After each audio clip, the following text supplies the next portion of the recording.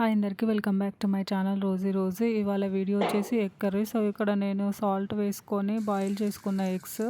Salt వేయడం ద్వారా egg పైన ఉన్న పెంకు ఈజీగా వస్తుంది. సో ఇక్కడ నేను ఆనియన్స్ ఫ్రై చేసుకొని పక్కన పెట్టుకున్నా. సో దీనికి కావాల్సినవి టొమాటో, కొత్తిమీర, అల్లం, వెల్లుల్లి, చెక్క, లవంగా అన్నీ రెడీ చేసుకున్నా. సో ఇవన్నీ మిక్సీ వేసుకొని పేస్ట్ చేసుకొని సపరేట్గా పెట్టుకోవాలి. తర్వాత మనం ఆయిల్ వేసుకొని మళ్ళీ ఉప్పు, కారం, పసుపు వేసుకొని ఇక్కడ ఎగ్స్ ఫ్రై చేసుకోవాలి. ఎగ్స్కి ఘాట్లు పెట్టుకున్నా చూడండి, మీకు కనిపిస్తుంది. సో ఇలా 2 మినిట్స్ ఫ్రై చేసుకుంటే సరిపోతుంది. మరి కొంచెం ఆయిల్ యాడ్ చేసుకున్న తర్వాత మనం ఆడించుకున్న పేస్ట్ ఇందులో వేసుకొని కలుపుకోవాలి.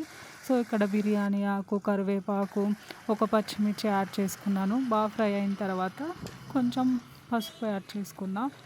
ఒక 1 మినిట్ కలుపుకున్న తర్వాత 1.5 స్పూన్ కారం పొడి వేసుకున్న. సాల్ట్ కూడా టేస్ట్కి తగినంత వేయండి. ఇక్కడ 3 స్పూన్స్ పెరుగు యాడ్ చేసుకున్న. పెరుగు అనేది కంపల్సరీగా ఉండాలా, టేస్ట్ దానివల్లే వస్తుంది ఎగ్ కర్రీకి. సో ఇది ఖచ్చితంగా ఉండాలి పెరుగు. సో దాని తర్వాత ఎగ్స్ ఒక 2 మినిట్స్ ఫ్రై చేసుకోవాలి ఆయిల్లో.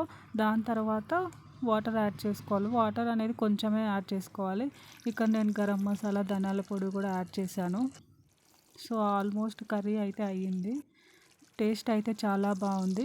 నేను చికెన్ కర్రీ చేసిన దానికి కామెంట్ వచ్చింది. సో మీ రెసిపీ నేను ట్రై చేశాను, చాలా బాగుంది. So egg curry, mutton curry మీ స్టైల్లో చేసి చూపియండి అన్నారు. సో నేను అందుకే ఎగ్ కర్రీ చేశాను. టేస్ట్ అయితే చాలా బాగుంది, ట్రై చేయండి. చపాతీ కానీ, పరోటా కానీ, లేకపోతే పూరికి కానీ చాలా బాగుంటుంది.